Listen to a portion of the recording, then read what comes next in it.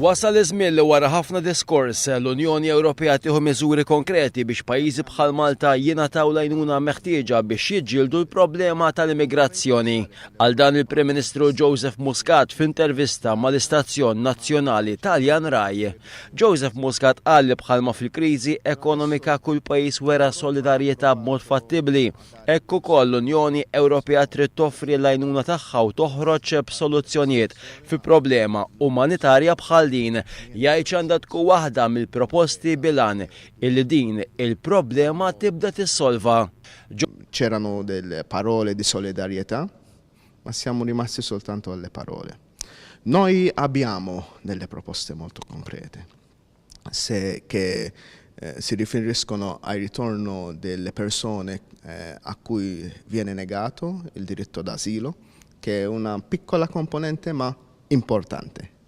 Vorremmo che ci siano accordi con paesi terzi, paesi d'origine, paesi di transito, come l'Italia ha con la Tunisia, per esempio.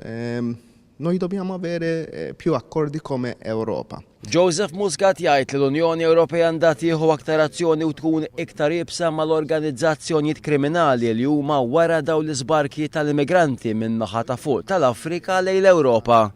Dobbiamo essere molto duri sulle organizzazioni criminali che hanno dei profitti di milioni su questa gente disperata. Fino adesso questi criminali sono stati impuniti e dobbiamo andare su questa un modo duro su cui fare il clamp down su queste persone. Jgħid li bħala pjana l-perjodu itwal wasal iż-żmien li l-Unjoni Ewropea tirrevedi ir-regolamenti tagħha fejn tidħol immigrazzjoni. Sono dei regolamenti che non funzionano.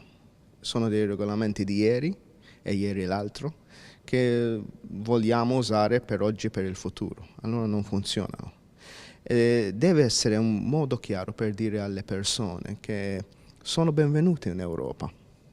Se c'è, sì, delle leggi chiare, delle leggi più europee che incentivano il flusso legale e non B'kollox f'pajjiżna mill-bidu tas-sena l-hawn waslu kważi 2000 immigrant, total ta' 1964 immigrant minn Jannar sal-lum, bl-aħħar żbark ta' 130 immigranti li ddaħlu pajjiżna aktar kmieni din il-ġimgħa.